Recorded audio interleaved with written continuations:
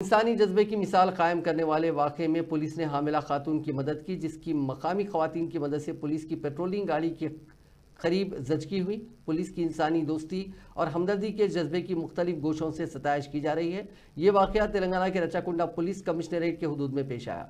तफसीलात के मुताबिक 2 दिन पहले 9:16 पर मुदुगला गांव में मामूल की पेट्रोलिंग के दौरान डायल 100 पर एक कॉल मौसूल हुआ। फ़ोन करने वाले ने पुलिस को बताया कि मुदुगला गांव के रैतु वेदिका के करीब 2 बच्चों के साथ एक नामालूम हामिला खातून परेशानी के आलम में है और उसके साथ कोई भी नहीं है। यह खातून किसी भी सवाल का जवाब देने के मौक़ूफ़ में नहीं है। उस कॉल के मौसूल होते ही पेट्रोलिंग करने वाली पुलिस की गाड़ी वहां पहुंच गई, जिसने खातून को शदीद मुश्किलात में पाया। खातून ने अपना नाम कोमी बाई बताया, जो पड़ोसी रियासत कर्नाटका के चिंचोली मंडल के पोलेपल्ली गांव की रहने वाली थी। खातून ने कहा कि वो एक हफ्ता पहले अपने घर से निकली थी। उसने पुलिस को अपने शोहर का फ़ोन नंबर दिया, जिससे गांव के एक बुजुर्ग से बात हुई। ये पता चला कि उसका शोहर वाक़े में करीब नहीं था, जिसके बाद पुलिस ने हैदराबाद में खातून के भाई राहुल से भी रब्ता किया। खातून की हालत को देखकर पेट्रोलिंग टीम हालात बिगड़ते हुए पेट्रोलिंग टीम जिसकी क़यादत राजेंद्र और सुरेश कर रहे थे, उन्होंने फौरी तौर पर मकामी खवातीन की मदद से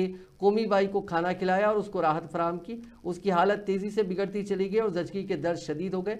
अस्पताल पहुंचाने के लिए वक्त कम होने के सबब मकामी खवातीन ने पुलिस की पेट्रोलिंग कार के पास ही उस खातून की जचकी की, जिसने एक सेहतमंद बच्चे को जन्म दिया। बाद अज़ां पुलिस ने माँ और नौज़ायदा बच्चे को कोठी मैटरनिटी अस्पताल मुंतकिल किया।